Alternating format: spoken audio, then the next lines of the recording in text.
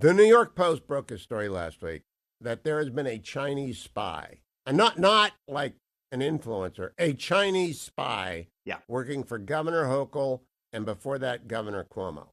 And I have seen this nowhere. I mean, indictment, federally indicted. This isn't like investigative reporting. They read the indictment. And the Chinese spy has been there for at least 4 years. And I'm thinking to myself, what's the worst a Chinese spy could do on the staff of a governor of the Empire State? Let your imagination run wild, Vic. What's the worst a Chinese spy could do? Um, to lean in, I would say, Hugh, on the liberal woke DEI tendencies of this country and to further drive that message. So it's the exact opposite what they would do in their country, which they think is laughable.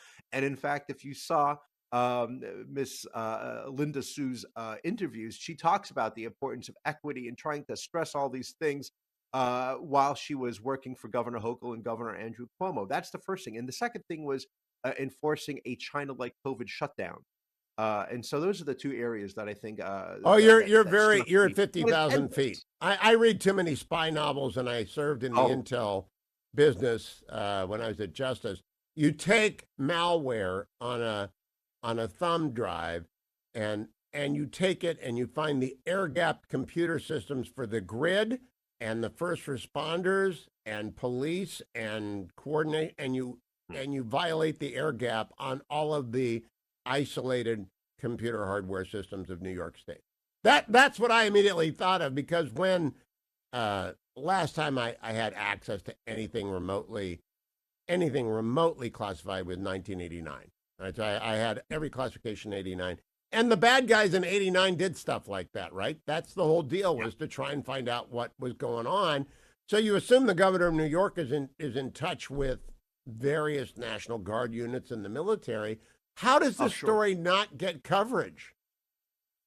Well, I think it might have to do with the party affiliation of the governor.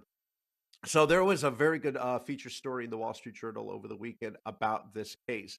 But outside of that, Hugh, you're absolutely right. It would be a national scandal, and people would be on it, particularly if it's a governor that was beloved by the right, somebody they were going after. Could you imagine if there was a Chinese spy working for Governor Ron DeSantis in Florida, for example, what that would be like? The coverage would be endless. It would be endless. So how do you feel? We have big debate tomorrow night. I got to stay up late. I got guests top to bottom on Wednesday to give me their hot takes, and I try and be fair. But my expectation is that Kamala Harris will be fine. She can do 90 seconds, unlike Joe Biden. What's your expectation?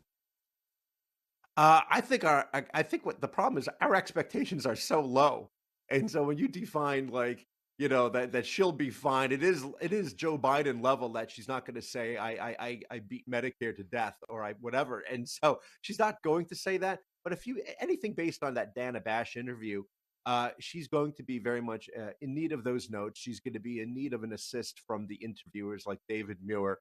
The best thing for Donald Trump to do is what he said he was planning on doing, which is not interrupting her at all and letting her do all the talking. That would be great. It works against them that there's not going to be the open mic situation.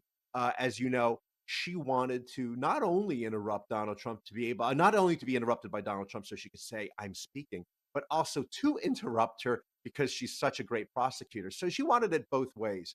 And apparently, what's your over-under on the word convicted or felon? Combine them two. What's your mine is 20. Yeah. Oh, I was going to say 40. Okay, well, you'll take the over on my 20. Last question. Yeah, take the over. I have no opinion of David Muir. I've never watched ABC News. I wouldn't recognize David Muir. I know he has 7 million viewers a night. To me, the stakes are highest for him and his partner, Lindsay, because people will decide whether they give ABC News a chance. Do you have an opinion on David Muir? I have no opinion, good or bad. None. No. I don't either, because I think the last time I watched ABC News regularly was with Peter Jennings. So, but you're right. I think it's going to be make or break. He has to, if he knows what's best for him, he's going to ask tough questions. But of course, that's going to infuriate the other side. Dana Bash just got heckled horribly at Politics and Prose by anti-Israel protesters. So you got to brace for that.